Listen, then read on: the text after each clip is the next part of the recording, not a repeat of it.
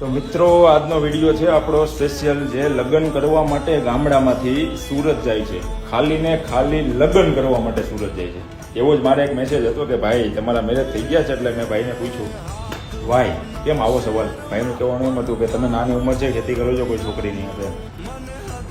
સારી વાત છે, પણ ભાઈ મારું કહેવાનું એવું છે કે અહીંથી જે લગ્ન કરવા માટે ખાલી ને ખાલી લગ્ન કરવા માટે સુરત જાય છે,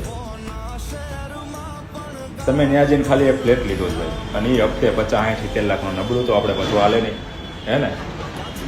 હવે તમે ત્યાં ઓલા એમ્બ્રોઇડરીના બાચકા જ ઉપાડો છો, બીજું તો કંઈ નવું તો કરતા નથી.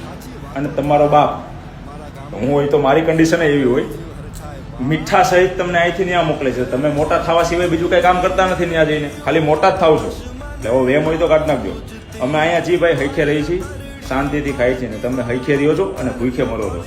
એટલે મોજ કરો, છોકરી ન આપે તો કાંઈ નહીં, બાકી કરવી છે તો ખેતી, એ વાત